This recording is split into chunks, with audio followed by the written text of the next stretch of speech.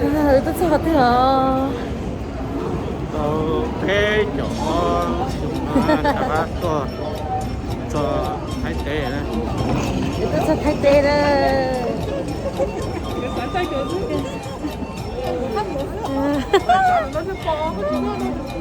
Chờ được tôi nói đó. Giống cứ rồi liền á. Bây tôi mua đâu thay tê thay tê. Tôi tàu chơi cầu gì sớm mà quá. Nên cầu gì là nên cầu sớm mà người ta. Theo bên này là tôi theo. Bạn cái theo. Như thở. Sao tiêu rồi bên này. Tôi cho thay tê đó. Thôi cho tôi thay tê làm nhiều không mình cả. Để bên mà đi cho nên mình sai bên mua xí thế nào nhở. Bây giờ cho thay tê đó. Để bây giờ nó chỉ ta tỏ lo nó mỏ. แล้วก็อยู่แกเป็นฮาวายข้างหน้า Hawaii Thailand á. Bây ta tỏ lo chỉron thì món rồi. ฮาวายนอร์ทไทยแลนด์นะตัวเบอร์นั้นเนี่ยเขาใหญ่เต้าไปจงเขาthái tế màเอาล่ะครับ Để nó món mình chỉ ta thế. เอ้ตัวเป๊ะขาจงเลยนะ How many generations? ไม่ใช่จังเลย Là cho thay tê kia ta học kia. Họ có cái nắn juice nào nữa. Bạc áo. Bạc áo.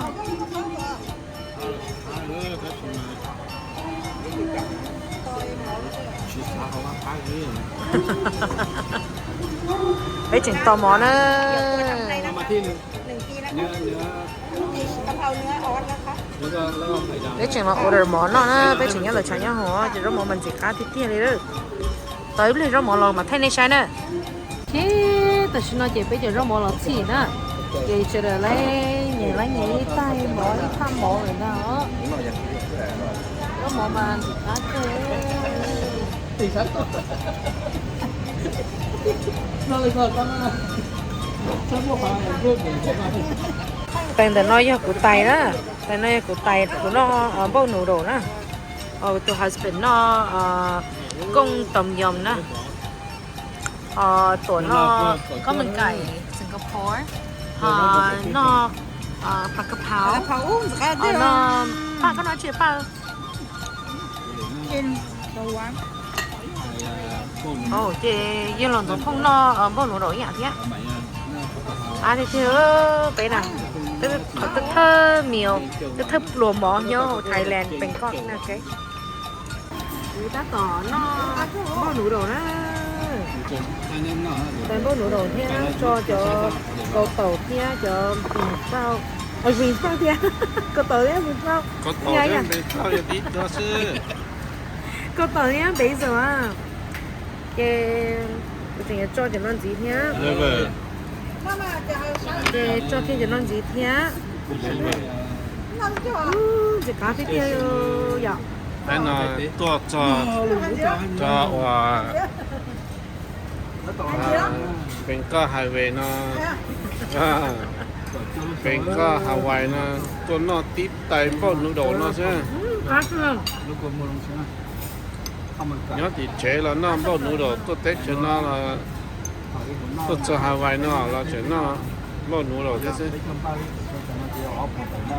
ai nó tại nó chế khó bằng cày nó chế cổ chơi sông tất cả nó tại khó bằng cày đó có được biên thì biên khó mày chế chơi ya và cái phao ngò chứ nhớ thì chế มีการเที่ยวเนอะ nhớ thì chế là cái phao tôi cho bên có Hawaii nó là cà phao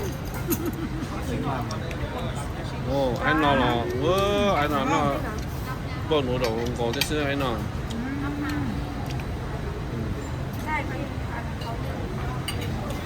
cũng mà nó mà là nó xưa chơi cho khó và cũng như muốn nó cá tỏi ý này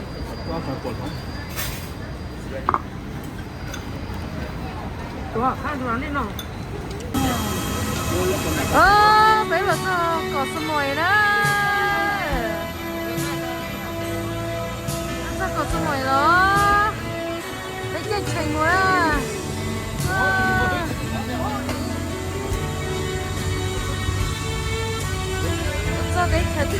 nó có số mồi nè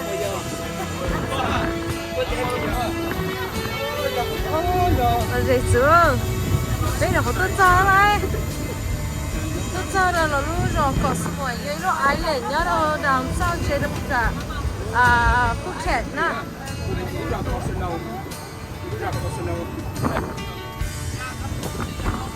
cái tốt cho nữa hả nào ai số mà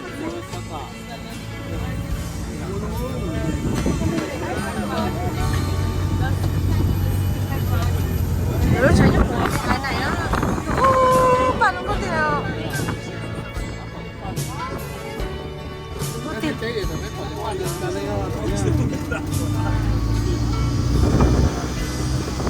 nó cứ Savoy Airport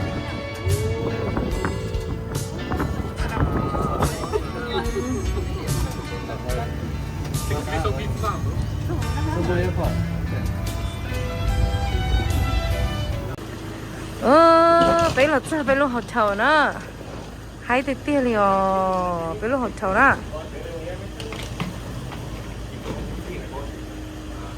nói vô lúc hotel bây giờ một bữa không có tiền liền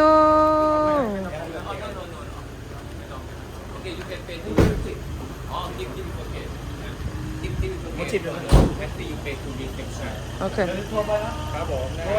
เราไม่มีรถไปไหนได้ครับโอเคbây giờ hả nè wow đừng có tiền liền wow đừng có tiền liền bây giờ họ chào bây giờ bữa nào đừng có tiền liền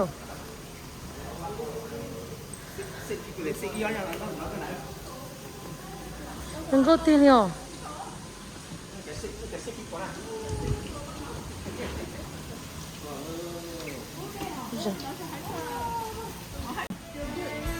cái đó chào tựa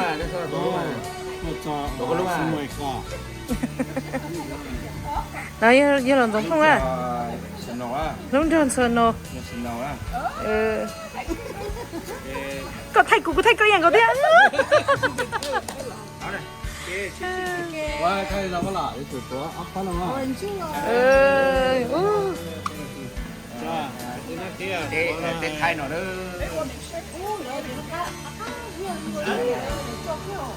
จบกันรู้แล้วมา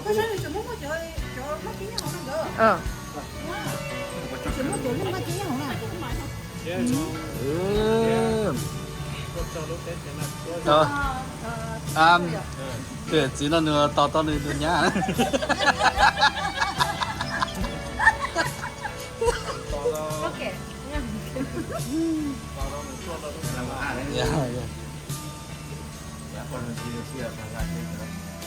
chờ lời chị cho nó em bé thì mua gì nữa rồi nó nhớ là có số mồi nữa rồi cho đây thì bé là so bé là học trò vô lúc nọ nó chị nên lo mò nó rồi nhớ là có số mồi nó chị nhớ cho chị tôi nhớ là sáng sớm cho chị nói nhớ không trong là lúc restaurant đã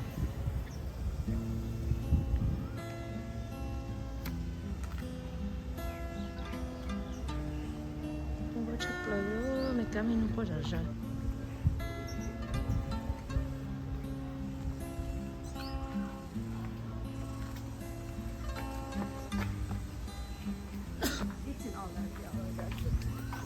เขาจะไม่ขาดหัวกับเศรษฐีกูอ่อน là spa nói là spa ôi chơi dân nhận chị nhá hồ không chị nhá hồ lợ chân chị nhá hồ lợ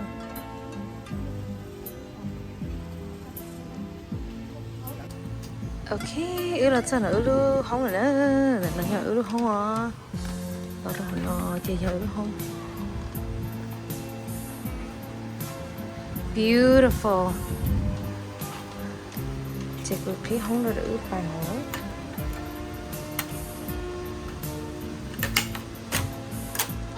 Wow, this is our room. Chúng con thì tiền lên à. So relaxing. Wow, you guys can see this. The beautiful view. The ocean. Cái hot trong à. Chúng con thì oh, chúng tôi sẽ slow. This is the view. This is the beautiful view. Chúng tôi tiền à. Ra nó à. Beautiful bedroom. Chúng tôi sẽ giết. Chúng tôi tao không na.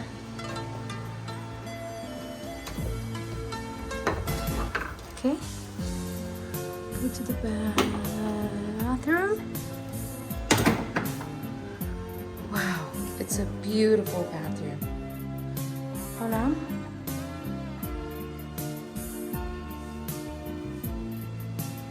Đừng có được tiền nữa. Nếu mà tôi trong cơn cầu đi ở.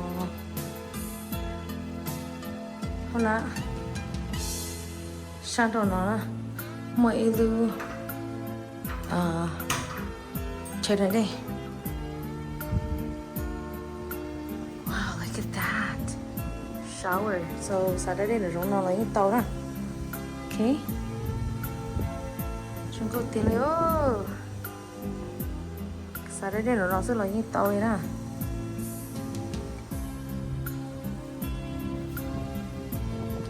Chúng có tiền lấy. Cao cho.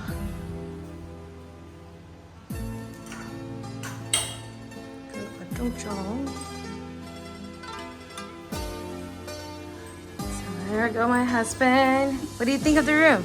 Nice, very nice. Very nice. It is a beautiful room. Chúng tôi chấp lời liền á. Có nói như có dream come true kia liền. Chúng tôi chấp lời liền á. Có view nói cho một trò đầu tình island với tí đó.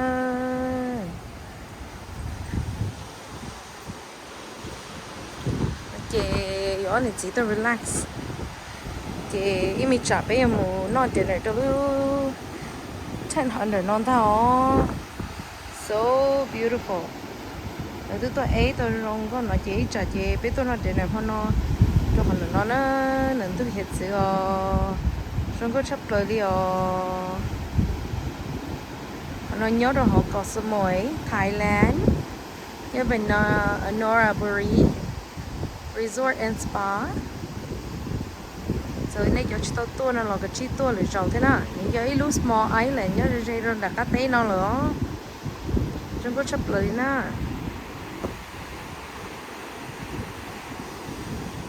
Cái show này là không đi nó sẽ chúng có chấp lời đi để nó chơi tí ho sửa thế bé cho husband lỡ cô thì sửa nó chơi lỡ cô là ôi không nên ta lâu nó bé sửa sai lỡ cô là một ôi họ có sửa tự luôn thế này ạ. Giờ là thế đi thiệt rồi lúc bạn đây nọ nữa cho họ thì inu thế chị sửa thế chị là thế đi là nhỏ giàu thiệt đó lúc bạn đây nọ ôi xí còn là dễ xứ nên họ sắp xả đi trả theo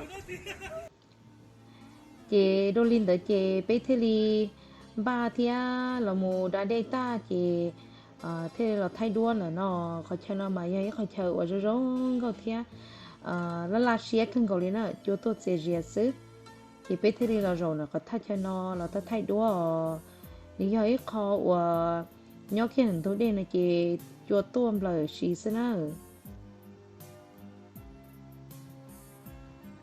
chị bé là ta thay đua ta là chị bé thế đi chỗ muốn gì là lúc bây giờ nó có thông theo anh ấy hoàn toàn phải sai giá tận tay nào muốn à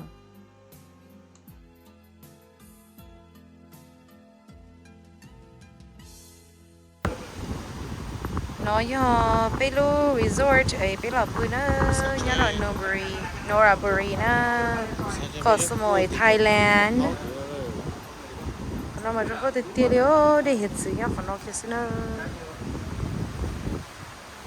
có chấp lời à ninh đã để họ nó đó thì cho không bự nhá rồi nó chế từ husband nhá nó không có cưng rồi lên á nhớ tao cái xe lung xưa lỡ cho tôi sẽ dễ sao tôi relax tí tiền lên á rồi nó nèนี่จะคือเราอย่าต้อง relax เท่านั้น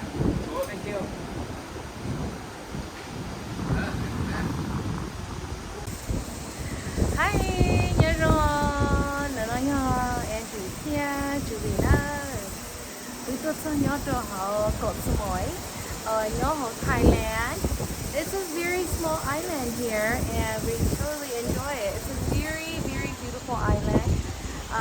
Nên chơi rồi là nó đúng mấy từ đã đi nãy giờ thì nên chỉ cho tại trong vì nó trong cô sắp lỡ rồi nên cho tàu tour rồi nó là cũng ba xe tour theo thì cũng nhớ rồi hỏi đứa ai lên cho nó có kinh cầu đi tôi nào mà enjoy kinh cầu đi nữa rồi nhở nhớ là lúc resort 200 là đi nữa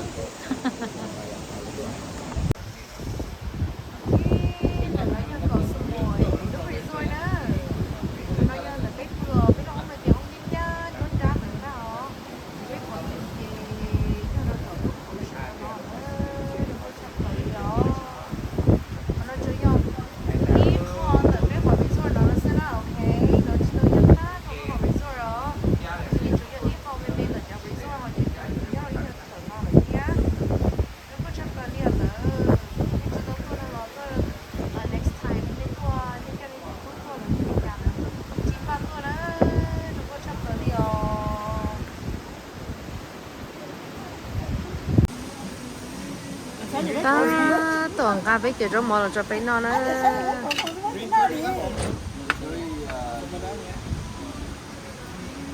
bên nó mỏ kia lần tu đây nó sợ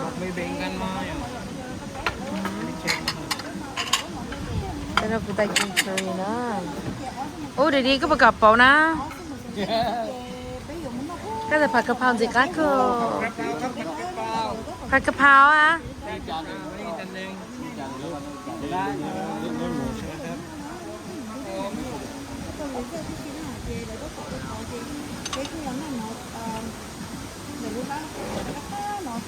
tài nữaผัดกะเพรานะสีcáเนี่ยสีcáเตี้ยน่าเกลียดนั่นดูดิน่าสนุกเลยนะ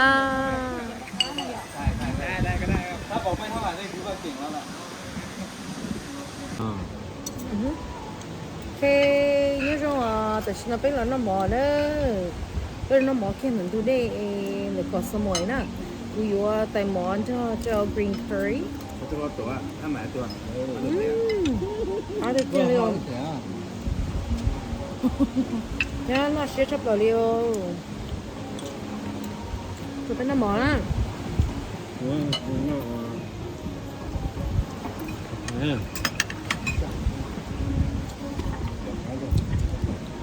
nó ghé vô rồi đi á thì có mà mỗi cho anh chưa có được rồi nó nè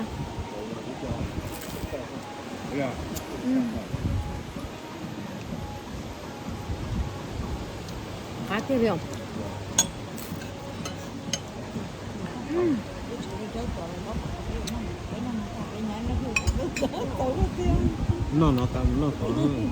nó sẽ tiêu liệu rồi cái nó cái hình tôi đây hiện chữ này ha nó mỏ là cá tôi nói ha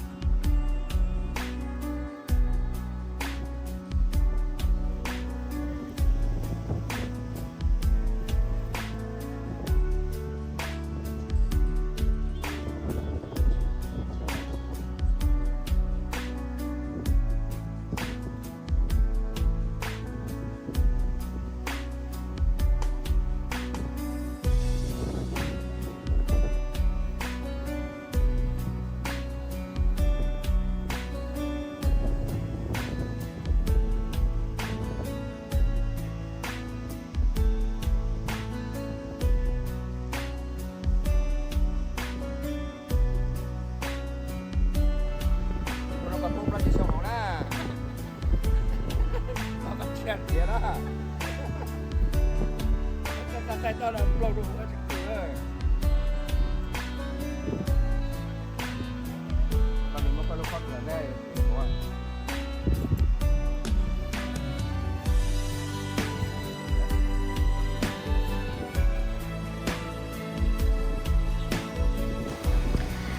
ok để nói nhớ cho cậu số mồi nữa lúc sáng trong tủ là bây giờ nó dinner ít khó dinner mà nó nữa này bé từ cái giờ nói giờ cái từ cái giờ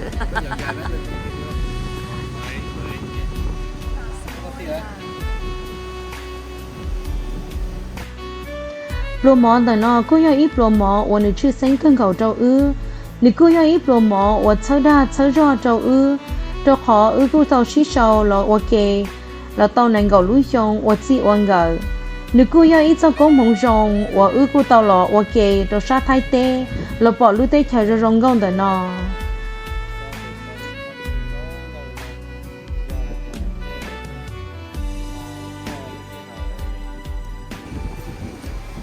khó xé sao nữa trời chẳng có khó xé thiên nhọn thứ này xứ mà nó chỉ mất đông tao là xé sắp là liền dọc bay à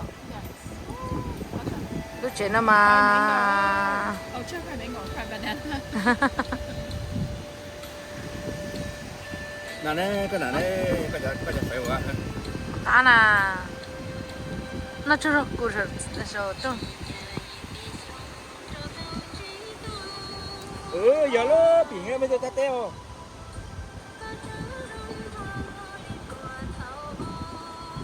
nó mà chưa nó chưa được cụ rồi sao à sao Có không chua. Có mỏ. thì nó có mà hả Ông rồi cái sực đó hả? dạ Ôi dồi, oh my god. hi guys Có không chứ nó là có. Fried banana. No, I don't care. I don't eat. này nhá cũng nhớ có cái container mà nó rồi có chấp là liệu yo tôi chỉ dễ xứ nữa cái nó dài dòng xứ nữa ok Cho tụi một cái ra cho. nhớ tôi là sẽ chấp là liệu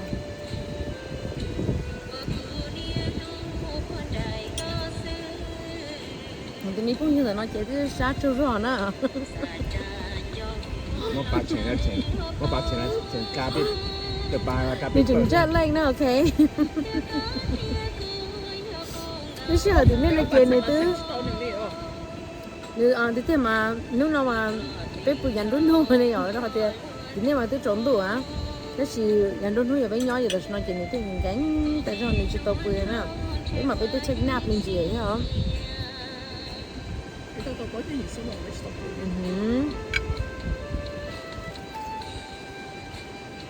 Nhìn tôi tự xài chắp lên. Nhìn tôi tự xài chắp lên lúc chuyện nào chẳng nó giờ tôi xuống đây. mày ơi nó gì à Nó chỉ ra. ra của tôi phong như nào mà chưa chấp lại liền đó sao thì tiếc đi à lu em đi té nó cho sửa sửa thôi vậy đó tao bé bấm nó stop rồi vậy tại nó đi mà thì bé đi theo mà chuyển nhau xe đó chuyển chuyển tao Tổ ra tổ hổ tổ.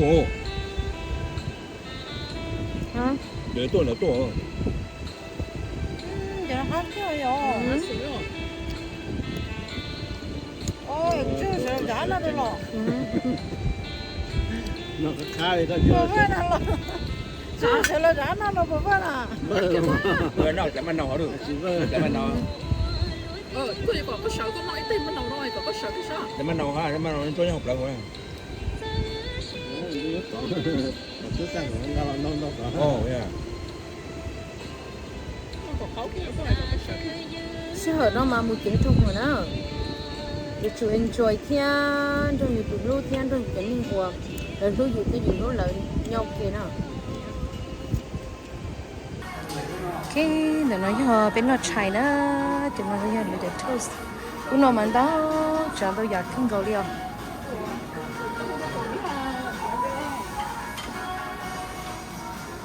chỉ mà chính đông We'll try to fried rice with pineapple. Wow, head curry. Oh wow. Good grilled vegetables. Stir fried crust noodle. Chỉ cá thiên liều. Nó cháy ra nên nó lại biết đâu nó sưu cho nó mò liều. Đây hầu.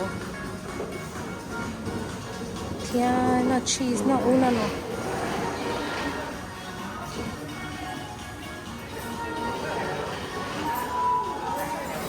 Nó cereal, nó wow, chỉ cá kinh rồi nhá. Thì nó lấy cho French toast, the pancake, waffle thế nào. Nó có cây theo đó, rồi nó được kia cây. Chỉ đúng là dân với resort, với nó trái nữa, xong có tiền đi.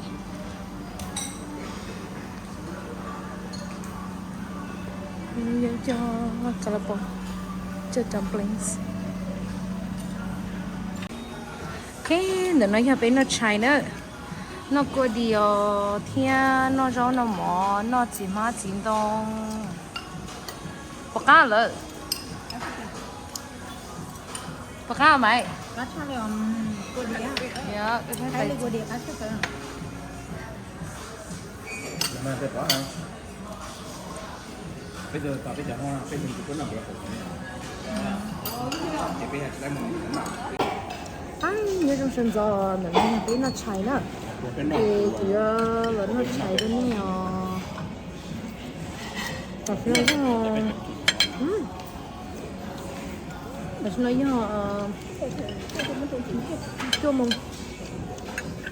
cho một sân gió vậy. Cho một sân gió nữa.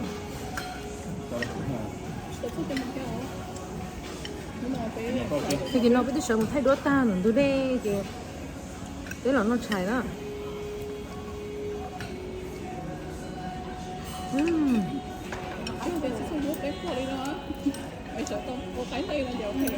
Nhớ.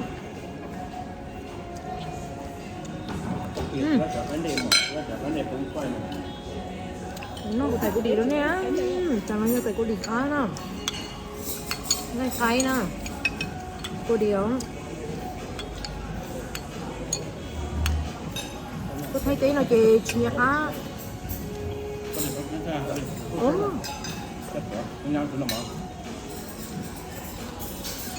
Cá thì kia gì nè. Họ nói nha, cũng bổng của chỉ cho thon này, cho thon juice này. Oh my god, so refreshing. Nhưng gọi là cho chút chia thì nó thế nào, nếu thấy nó gì, nó qua đây thì là nó qua chút chia thì là qua cũng so fresh là thế nào. Cho con juice cái cho qua or cái này mà. Mình cho qua nó khi mình lút xí nó có fresh cái nó nè. Okay, vegetable process or anything like that. Ta thì kia liền. Nó cũng tại cô đi đó. Ăn kia liền. Cho đĩa đó hồi mà có thì kia nào.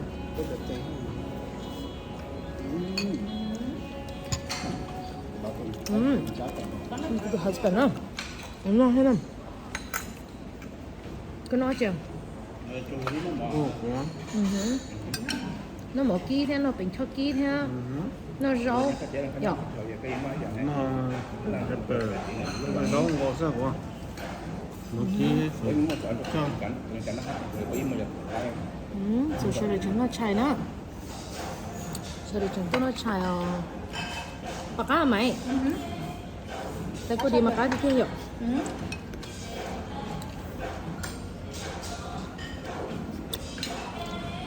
Nó nói tiếng nếu thì ó rồi bây là nó ở bên đó là họ có số mối nhỏ nhỏ luôn bé liền tư vẫn cái cầu gì đó thì nó là bây giờ ba mối xí thế à bây giờ khi là lúc rồi nó sẽ mua ra chi ha với mà cho nên mình thật biết thế nào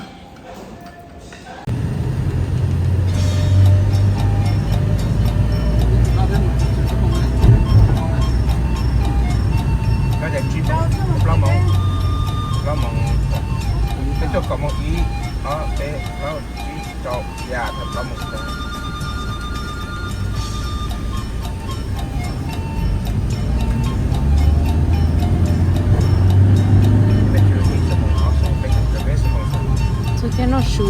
เหลืออีกเสียนะ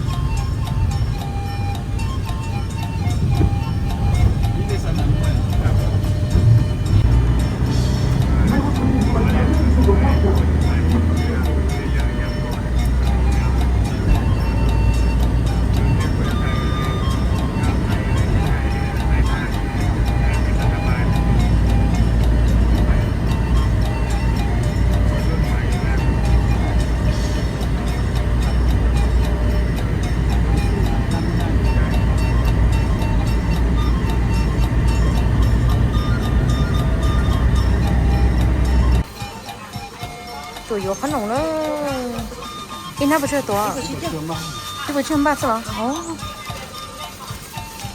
แต่ไทยน้ำมันเนี่ยก็ขนมคือ mỗi nào bố có những con một mỗi nào không cóน่าตื่นตัว Chả mi hả? Hả? Mi hả? Cái tí đó.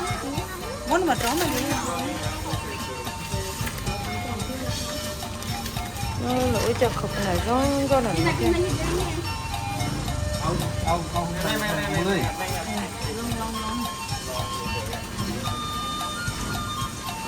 ตัวเยอะขนมนะโอเคก็เยอะเชียตัว có một thái mà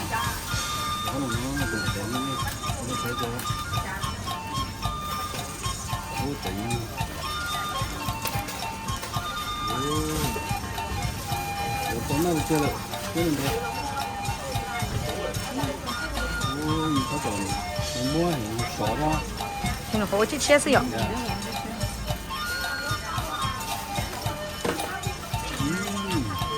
à tiền tiền mới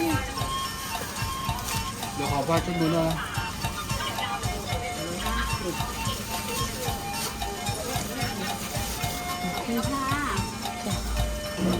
Khóc không tha. Mình không thể đi. ขนมนะนี่ก็เขาก็น่ะคาร์แคราเมลแล้วโอ้แต่นอนจีแค่โอ้แล้วโอ้จ้องคืนเลย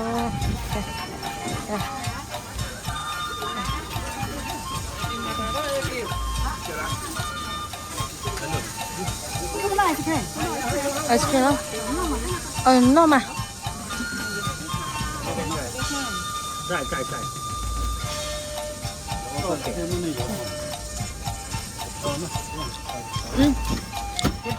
cá cưa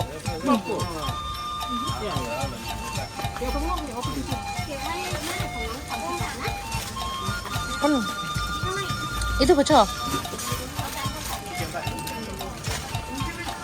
jadi mana mau kali sih kita aja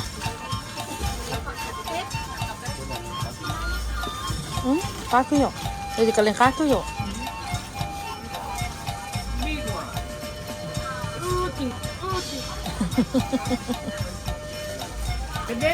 Yep, same thing. thì mất ít một rồi Mấy bón bao rồi? Mấy bón bao rồi? ít rồi là hết rồi Ít bón bao? Ít bón bao à? Ít từ chút cho à?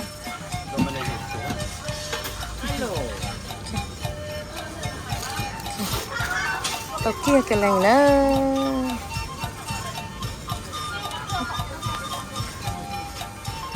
Tụi cái lành đó, tụi nó cái lành nữa. Yeah, thank you. ồ nó mà nó mà xem nó Bây giờ muốn chi đâu phải thắt lê bé đó. Ba cứ nói chuyện ba. Cá thì nhỏ cho ice cream nó nhỏ. Ô, lúa khăn lùng. Khăn lùng ta, khăn lùng dài. Yeah.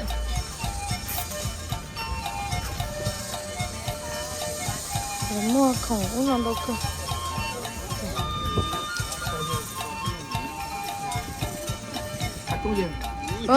Bây giờ xài nó trống dơ nè mà.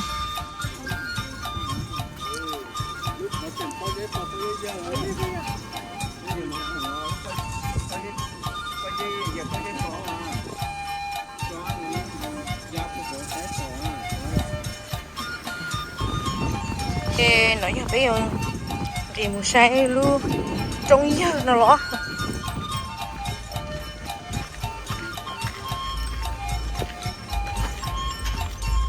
ô cũng thế ó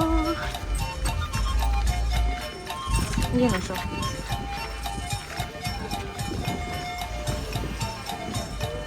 trông dơ nào đó nữa là để trông dơ nào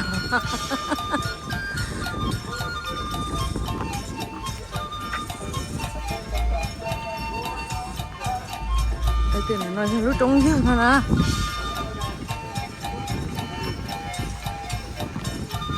bỏ trong bao nhiêu từ liền vậy trông dơ đi hả này, giờ tìm đi hả này. để trông dơ Lúc bao giờ có những trò gì nào luôn. Bao giờ có những trò gì đó con. rồi nhanh như này là tôi muốn đâu thấy tao tí ra này Giờ có một khó đi giờ.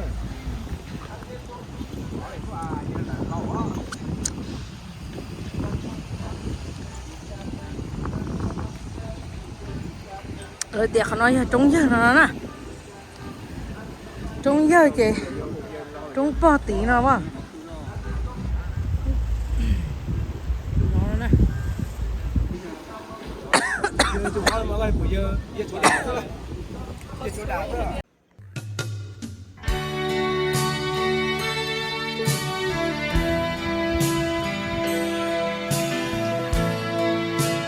bé kế ô xí nhớ đâu có sao mồi cho là sau lên nào là xứ bé mà lấy xin chỉ đua đại chéo